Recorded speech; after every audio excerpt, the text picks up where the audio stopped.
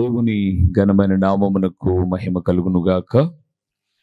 మన ప్రభువును రక్షకుడునునైన యేసుక్రీస్తుల వారి యొక్క ప్రశస్తమైన నామమునకే మహిమ ఘనత ప్రభావములు యుగ యుగములకు కలుగునుగాక. సర్వాధికారి అయిన దేవుడు ఆయనకు గొప్ప కనికరమును బట్టి మరొక శ్రేష్టమైనటువంటి శుభదినములో ఈ రీతిగా దేవుని మాటలు ధ్యానము చేయుటకు దేవుడు మనకిచ్చిన ఈ గొప్ప సదవకాశము కొరకు దేవాది దేవునికి మనము ఎంతగానో స్తుతులు చెల్లించబద్దులమై ఉన్నాము.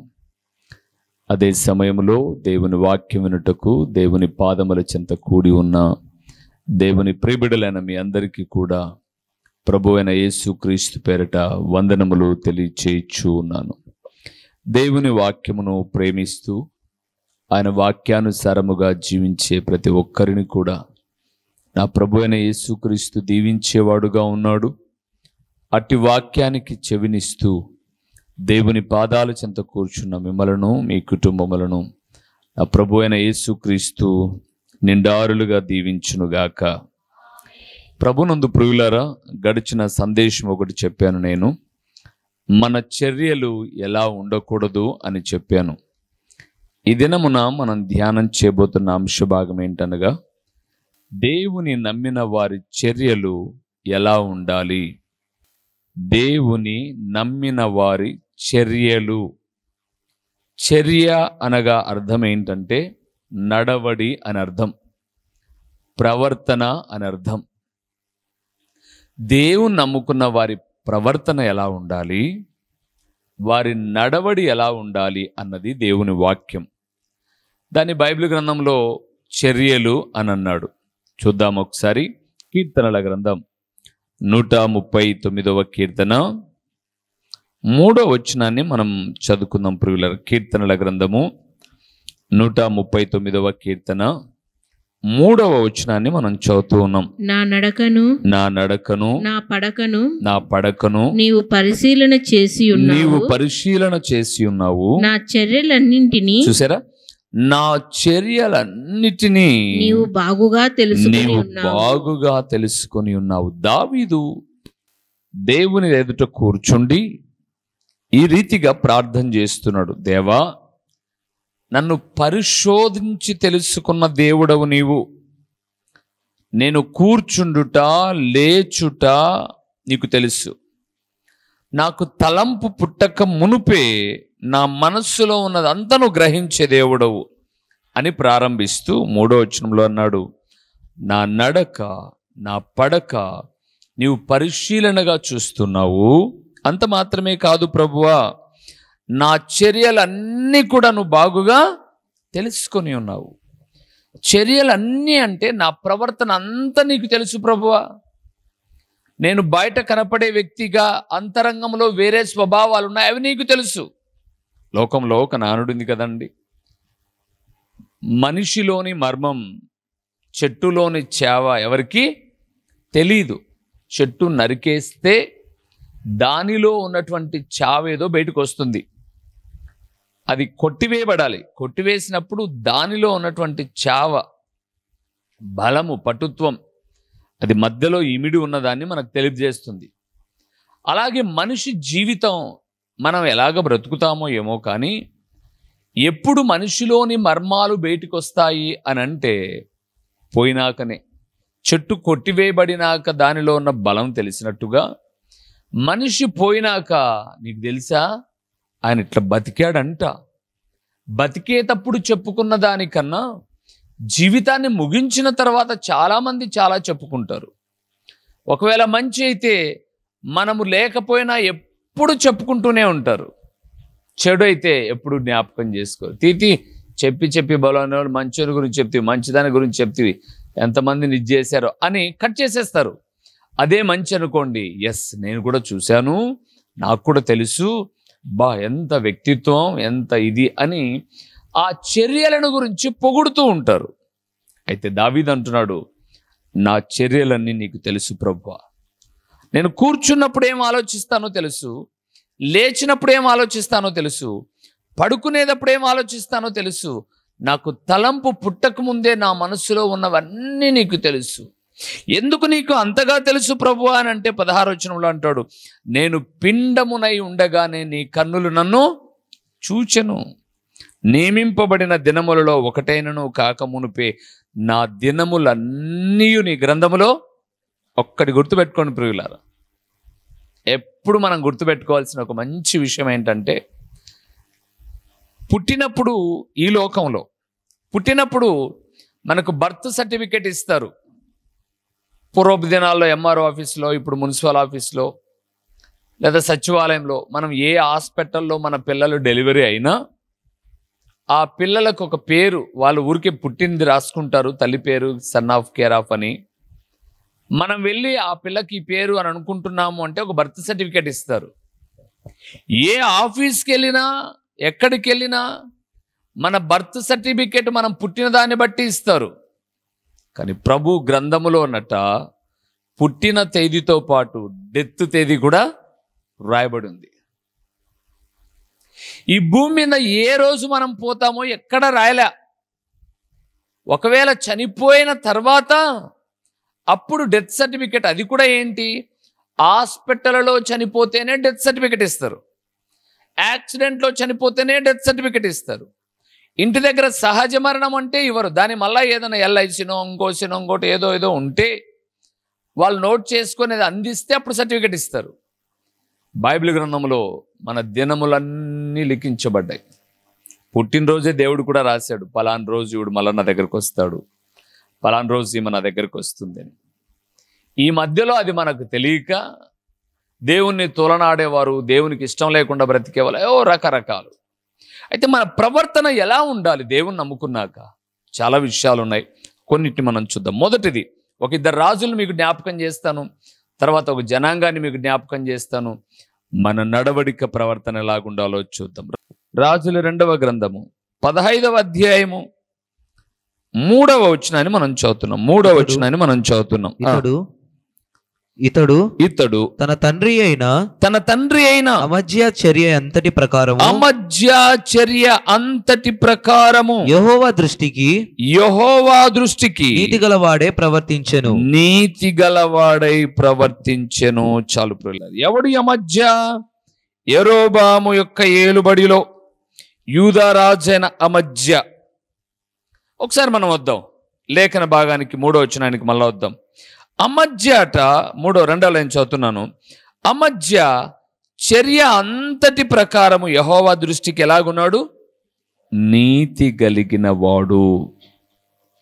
దేవుని ప్రియబిడ్డలారా, దేవుని నమ్ముకున్న తర్వాత మన చర్య అనగా మన నడవడిక, మన ప్రవర్తన ఎలా ఉండాలి అని బైబిల్ గ్రంథం సెలవిస్తుంది అంటే నీతి కలిగిన ప్రవర్తన ఉండాలి. ఏ ప్రవర్తన?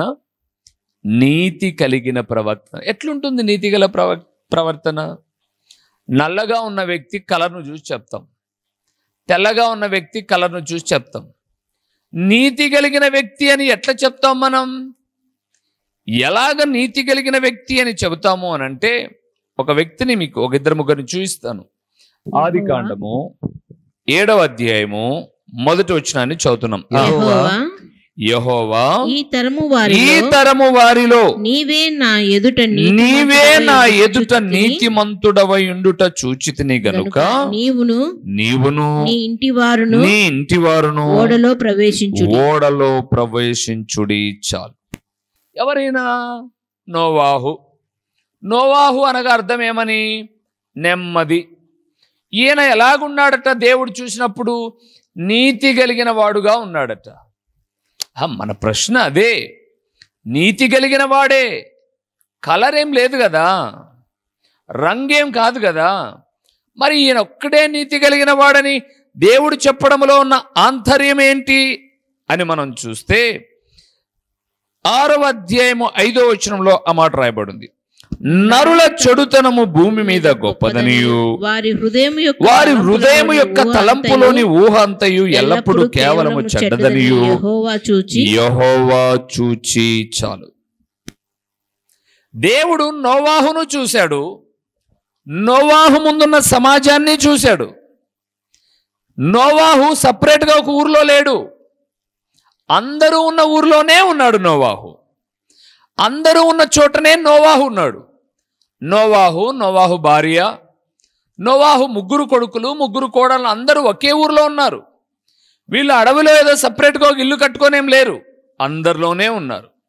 కానీ దేవుడు ఇక్కడ అక్కడ చూస్తున్నప్పుడు తెలిసిన విషయం ఏంటంటే, సమస్త నరుల యొక్క తలంపులు, ఊహలు, జీవితాలు, పనులు అన్నీ కూడా ఎలాగున్నాయి? చెడ్డగా ఉన్నాయి, చెడ్డగా ఉన్నాయి.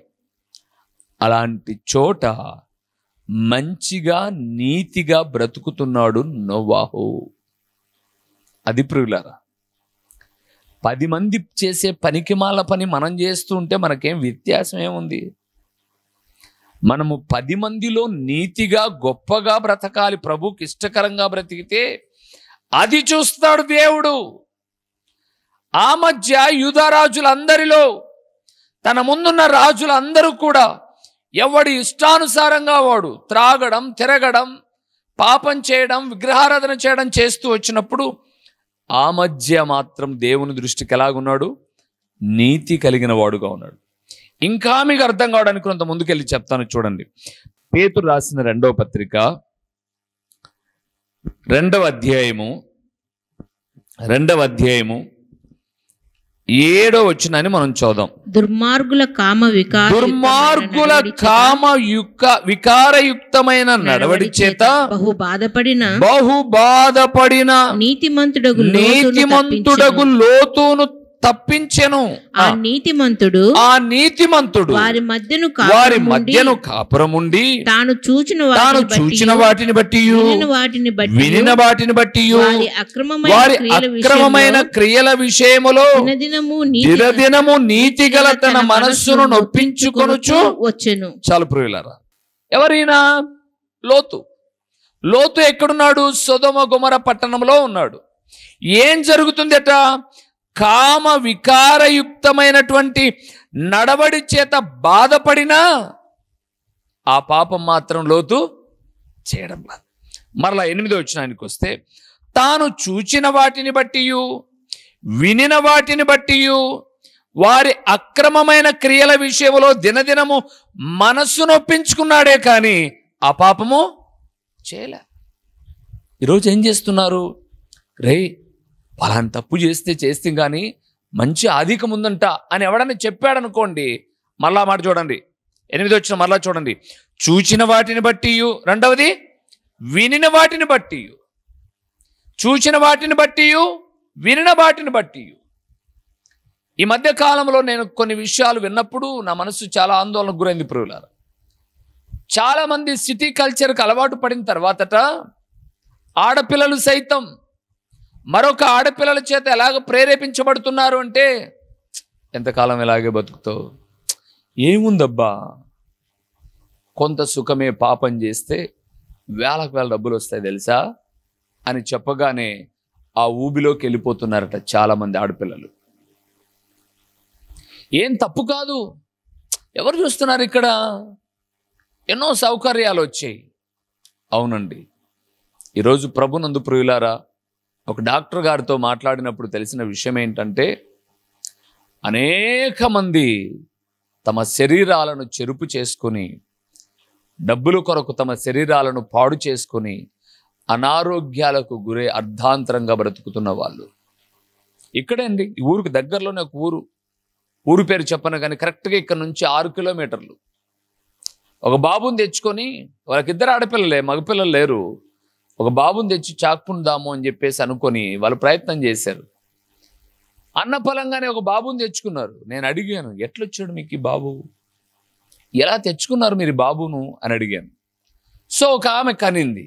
కన్నామె మీకెందుకు ఇస్తుంది తన బిడ్డను, మీరు కొనుక్కున్నారా? ఆమె పాపం చేసి కనింది, కడిగేసుకొని వెళ్ళిపోయింది.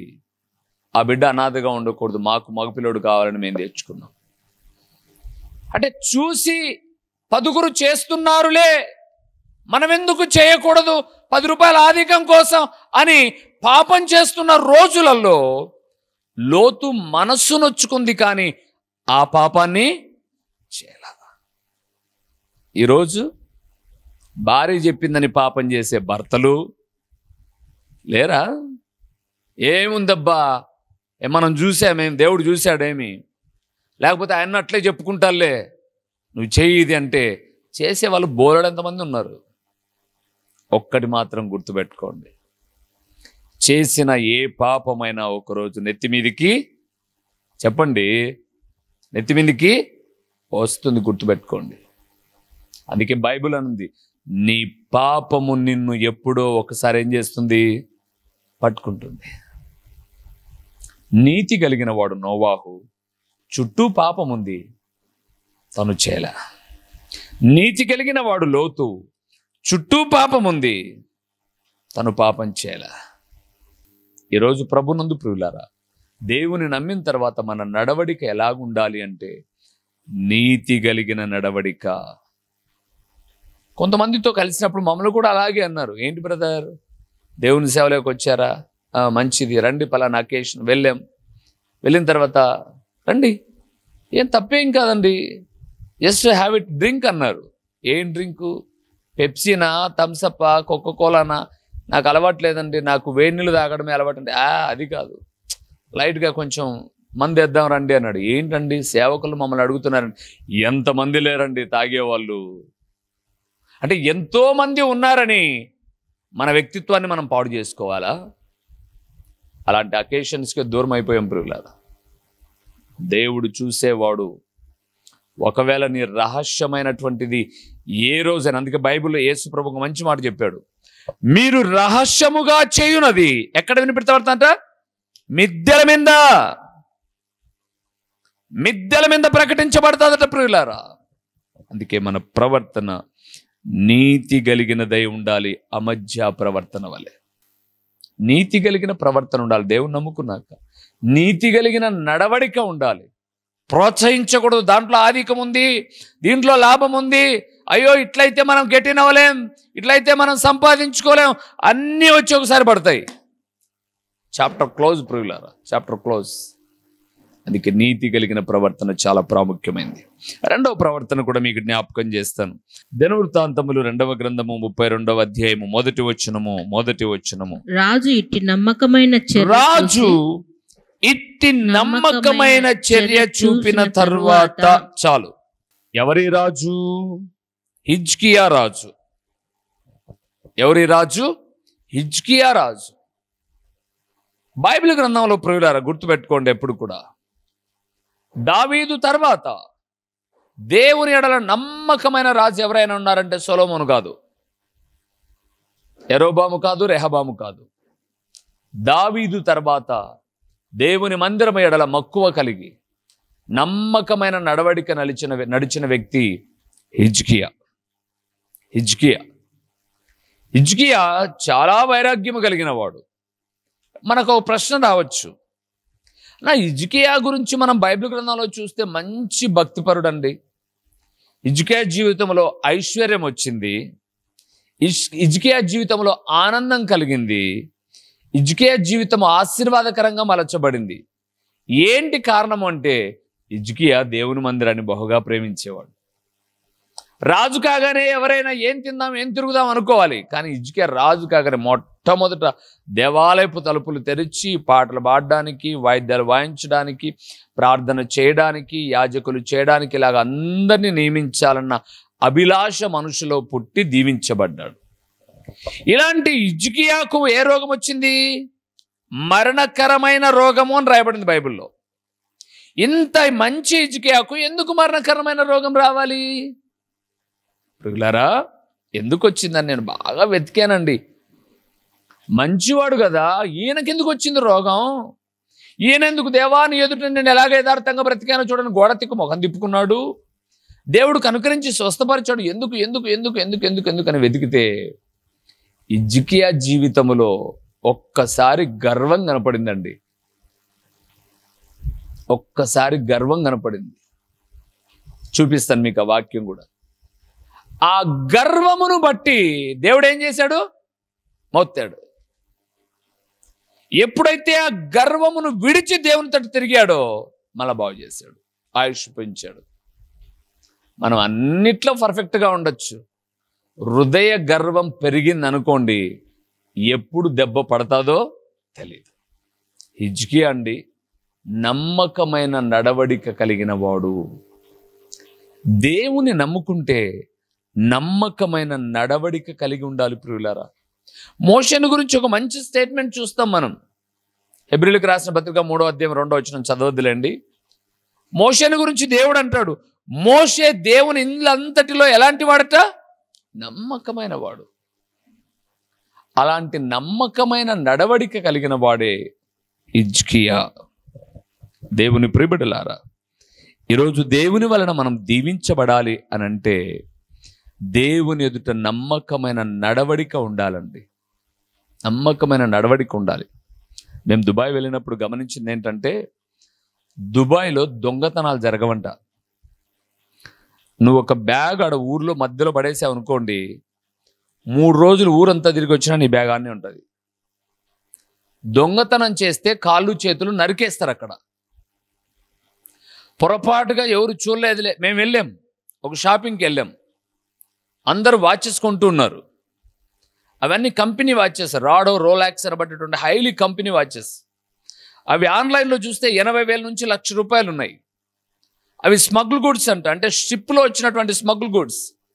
అక్కడ ఆ వాచెస్ 8,000, 9,000, 10,000కు అందరూ కొంటూ ఉన్నారు. వాచ్లు అండి కుప్ప ఉన్నట్టున్నాయి. సూట్ కేసు ఓపెన్ చేస్తే అన్ని కుప్ప ఉన్నట్లు. నేను వాచ్ తీసుకొని ఆ రూమ్లోకి వెళ్ళాను. ఇంకొక సహోదరి అక్కడుండి, అన్నయ్య ఈ స్పెట్స్ బాగున్నాయా నాకనే పాస్టమ్ అడిగితే, ఓకే మా ఇది కాకుండా ఇంకోటి చూడండి అంటూనే వాచ్ పట్టుకొని వెళ్ళాను. వాచ్ పట్టుకొని నేను అక్కడికి వెళ్ళినా వాళ్ళు ఎవ్వరు ఏమి అబ్జెక్షన్ చేయాల. వాచ్ పట్టుకొని కిందికి వచ్చినా కూడా అబ్జెక్షన్ చేయరు. కానీ మనం వచ్చేసిన తర్వాత 3వ కన్ను నిత్యం వెతుకుతూ ఉంటుంది. ఆ కన్నే సీసీ కెమెరా. దాంట్లో ఒక వాచ్ వాళ్ళకి మిస్ అవుతుంది. సూట్ కేసులో 20-30 వాచ్లు పడతాయి, అరలలు. ఆ మిస్ అయిన వాచ్ ఎక్కడ పోయింది అన్నప్పుడు పలానా చేతిలో కనిపిస్తుంది. వాళ్ళు మన కోసం ఏం వెతకరు. జస్ట్ వాళ్ళు ఒక డైల్ చేసి పలానా వ్యక్తికి చెప్తే ఆ దేశంలో ఏ పుట్టలో దాక్కొనున్నా కూడా బయటికి తీసుకొని వచ్చి, సహజంగా దొంగతనానికి ఉపయోగించేటటువంటిది మనసైనా లాక్కునేది దేంతో? చేతులతో. కాబట్టి చేతులు నరికేస్తారు. అలాంటి స్ట్రిక్ట్ కంట్రీ అది. నేను అనుకున్నాను, ప్రభువా మా దేశంలో ఇలాంటి కట్టడ గనక వస్తే చేతులేనుల్లో ఎక్కువ మంది కనపడతారు అనిపించింది. చేతులేనుల్లో ఎక్కువ మంది కనపడతారు. నమ్మకమైన చర్య హిజ్కియాది. దేవుని ఇల్లంతటిలో నమ్మకమైన వాడు. ఎంత నమ్మకమైన వాడు అంటే, దేవుడు అప్పగిచ్చిన పనిని నమ్మకంగా చేస్తూ ఉన్నాడు. అందుకే అష్షూరు రాజు భలే కేకలేసాడు, రే నిన్ను చంపుతా, నరుకుతా, పొడుస్తా, ఏమేమో మాట్లాడాడు. కానీ హిజ్కియా అన్నాడు, మనం నమ్ముకున్న దేవుడు మనల్ని విడిపిస్తాడు. దేవుని ప్రియబిడ్డలారా, నీతి కలిగిన చర్య కలిగిన వారి జీవితాల్లో రెండవది నమ్మకమైన చర్య ఉంటుంది. 3వ చర్య చెప్పమంటారా? సమయం అయిపోయింది. ద్వితీయోపదేశకాండం చదివి నేను ముగిస్తాను. 32వ అధ్యాయము, ద్వితీయోపదేశకాండము 32వ అధ్యాయము 4వ వచనాన్ని మనం చూద్దాం ప్రియులారా. ద్వితీయోపదేశకాండము 32వ అధ్యాయము 4వ వచనం. మన చర్యలు ఎలాగుండాలో ఒకసారి మనం చూద్దాం. ఆయన ఆశ్రయదుర్గముగాను,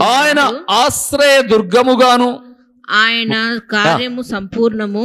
ఆయన కార్యము 32:4 వచనం. ఆయన ఆశ్రయదుర్గముగానున్నాడు. ఆయన కార్యము సంపూర్ణము. ఆయన చర్యలన్నీ న్యాయములు. 3వది, మన చర్యలు ఎలాగుండాలి అంటే న్యాయంగా ఉండాలి ప్రియులారా. న్యాయముగా అంటే మన ప్రవర్తన, మన నడవడిక ఎలాగుండాలి? న్యాయముగా, అన్యాయముగా కాదు. బైబిల్ గ్రంథంలో దేవుడు ఒక మనిషిని అడిగేటటువంటి కొన్ని లక్షణాలు మీకా గ్రంథంలో ఉన్నాయి. 6వ అధ్యాయంలో 8వ వచనానికి వెళ్తే 6వ వచనం నుంచి, ఏమి తీసుకొని వచ్చి నేను యెహోవాను దర్శింతును? వేడాది నదులంత విస్తారమైన తైలమా? ఏడాది దూడలు కోడెలనా? లేదా నా జ్యేష్ఠ పుత్రుని నేను దానముగా ఇస్తున్నా దేవుని కొరకు అని అంటే, దేవుడు అంటాడు 8వ వచనంలో, మనుషుడా ఏది ఉత్తమమో అది నీకు తెలియచేయబడి ఉన్నది. న్యాయముగా నడుచుకొనుటయు కనికరమును ప్రేమించుటయు దీన మనస్సు కలిగి నీ దేవుని ఎదుట ప్రవర్తించుటయు ఇంతే కదా దేవుడు నిన్ను అడుగుచున్నాడు అన్నాడు. దేవుడు ఏమడుగుతున్నాడు? మన నుంచి న్యాయంగా బ్రతకమని అడుగుతున్నాడు, నీతిగా బ్రతకమని అడుగుతున్నాడు, నమ్మకంగా బ్రతకమని అడుగుతున్నాడు, నిర్దోషంగా బ్రతకమని అడుగుతున్నాడు. ఆహా, అట్లా బతికితే మాకు లాభం లేదు, ఇట్లా బ్రతికితే మాకు లాభం లేదంటే నువ్వు ఎట్లా బతకాలనుకుంటే అట్లా బతుకు. ఎవరొద్దన్నారు నిన్ను? నువ్వు ఎట్లా బతకాలనుకుంటే అట్లా బ్రతుకు. నువ్వు బ్రతికిన దానికి అంతటికీ ఒకరోజు ఏమవుతుంది? ఒక చిన్న ఎగ్జాంపుల్ మీకు జ్ఞాపకం చేస్తాను. నాకు కారం అంటే బాగా ఇష్టం, కారం లేకపోతే నేను అస్సలు ఉండలేను అని నువ్వు కారం తింటున్నాడు. తిను, ఎవరొద్దన్నారు నిన్ను? తిను తిను తిను తిను తిను తిను తిను తిను తిను తిను తిను తిను తిను కడుపు ఏమవుతుంది? అల్సర్ చేత పుండు పుడుతుంది. వయసు కన్నా ముందే నీకు రకరకాలైన జబ్బులు వస్తాయి. అంటే ఒక ఆహార విషయంలోనే నీకు ఇష్టమని నువ్వు తింటుంటే అనారోగ్యం వస్తే, దేవునికి ఇష్టం లేని నాకు ఇష్టమని నువ్వు చేస్తూ ఉంటే ఒకరోజు ఏమవుతుంది? తప్పకుండా శిక్ష ఉంది. అందుకే ప్రభునందు ప్రియులారా, మన చర్యలు నీతి కలిగినవై ఉండాలి, మన చర్యలు నమ్మకమైనవై ఉండాలి, మన చర్యలు ఎలాంటివి? న్యాయమైన చర్యలు ఉండాలి. న్యాయంగా బ్రతికితే ఏం లాభమన్నా? ఏదో ఉండగానే, వయసు ఉండగానే 10 రూపాయలు సంపాదించుకోకుండా అంటారా? న్యాయంగా బ్రతికితే ఏం లాభమో చదివించి ముగిస్తాను. 24వ అధ్యాయము సామెతల గ్రంథం, సామెతల గ్రంథము 24వ అధ్యాయము 25వ వచనాన్ని చూద్దామా? న్యాయంగా బ్రతికితే ఏమి లాభము? న్యాయముగా తీర్పు తీర్చు వారికి న్యాయముగా తీర్పు తీర్చు వారికి మేలు కలుగును. క్షేమకరమైన దీవెన క్షేమకరమైన దీవెన అట్టి వారి మీదికి వచ్చును. చాలు ప్రియులారా, న్యాయంగా బ్రతికితే ఏం లాభం అంట? మొదటిది మేలు కలుగుతుంది, రెండవది క్షేమకరమైన దీవెన కలుగుతుంది. అందుకే దేవుని నమ్మిన మన చర్యలు నీతి కలిగినవై, నమ్మకమైనవై, న్యాయమైనవై ఉంటే మన చర్యలు ఆయనకు తెలుసు కాబట్టి మనలను నిండారులుగా దీవించే దేవుడుగా ఉన్నాడు. ఒకవేళ మనము ఆయనకు నచ్చని చర్యలు ఏమైనా చేస్తూ ఉన్నట్లయితే మార్చుకుందాం. చర్యలు అంటే నడవడికి మార్చుకుందాం, ప్రవర్తన మార్చుకుందాం. ఒక దినాన ఆయన ఎదుట నిలబడ్డప్పుడు బలా నమ్మకమైన మంచి దాసుడా, మంచి దాసురాలా అనిపించుకుందాం. ధన్యులుగా దీవించబడదాం. తలలు వంచి ప్రార్థన చేద్దాం. మహిమా స్వరూపివైన మా ప్రియ పరలోకపు తండ్రి, పరిశుద్ధుడైన దేవా, మీ ఘనమైన నామమునకు స్తోత్రములు చెల్లిస్తూ ఉన్నాము నాయనా. ఎలాంటి చర్యలు ఉండకూడదో, నడవడిక ఉండకూడదో గడిచిన సందేశములో, నేను నమ్మిన వారు ఎలాంటి చర్యలు చేయాలో నేటి సందేశములో మీరు మాట్లాడుతూ, నీతి కలిగినవి, నమ్మకమైనవి, న్యాయమైనవి మా నడవడిక ప్రవర్తనలు ఉండాలని పలికిన పరలోకపు వాక్కులను బట్టి స్తోత్రములు తండ్రి. ఈ మాటలు వినిన మేము విని కేవలము విడిచిపెట్టి మీ ఉగ్రతకు పాత్రులము కాకుండా మీ వాక్యానుసారముగా ప్రవర్తించడానికి సహాయము చేయండి.